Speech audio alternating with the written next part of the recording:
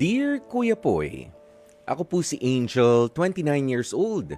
Hindi ko na po sasabihin pa kung saan ako nakatira para maprotektahan naman ang aking pagkakakilanlan.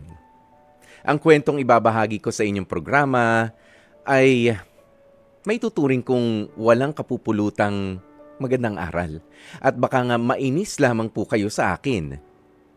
Ang totoo po kasi niyan, Kuya Poy, ay ikakasal na sana ako sa long-time boyfriend ko na si Lando.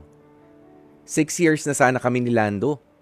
Ang masakit nga lang ay nagawa niya akong lokohin matapos niya akong ipagpalit sa katrabaho niya. Nakakatawa lang, Kuya Poy, dahil ikakasal na siya ngayon sa babaeng mas pinili niya liban sa akin. Ang kalaguyo niya. Akala niyo ganun lang yon? Hindi ako nanahimik at hindi ako gumawa ng napakalaking katangahan sa ngalan ng pag-ibig? Oo, Kuya Poy. Pumayag ako na maging kabit ng dati kong kasintahan. Tama po kayo nang narinig. Pinagsabay niya kaming dalawa ng kalaguyo niya, Kuya Poy. Kahit na may bago ng kinahuhumalingan ang ex-jowa kong si Lando, ay patuloy pa rin kami sa komunikasyon. Ang weird nga lang, bakit niya ako niloko noon kung siya pa rin ang hahabol-habol sa akin ngayon?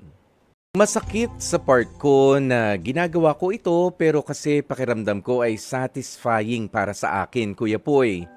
Feeling ko rin kasi ay nakakaganti ako ng tuluyan sa boyfriend ko knowing na pakakasalan niya ang babaeng ipinagpalit niya sa akin.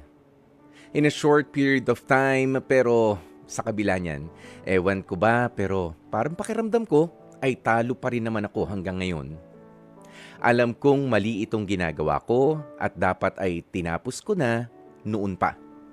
Kaya umaasa po ako na sana ay mabigyang linaw po ninyo ang suliraning kinakaharap ko ngayon. Maraming salamat at more power pa sa lalong gumaganda ninyong programang Heart to Heart. Hanggang dito na lamang ang aking kwento. Lubos na gumagalang, Angel.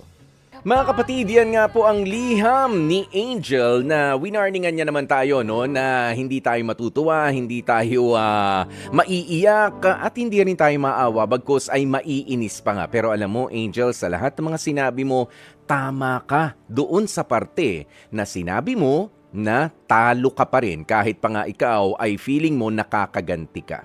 Of course, tama ang sinabi mo, natalunan ka sa ngayon dahil patuloy kang lumalaban sa isang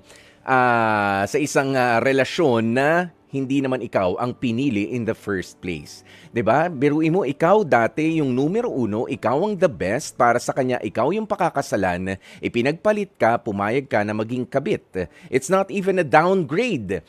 It's a failure on your part na pumasok pa rin diyan sa klase ng relasyon na 'yan. Ang downgrade kasi kumbaga parang pagbabayan ng kalidad no? Pero ikaw hindi, ibinagsak mo talaga dapang-dapa. 'Di ba? Madumi.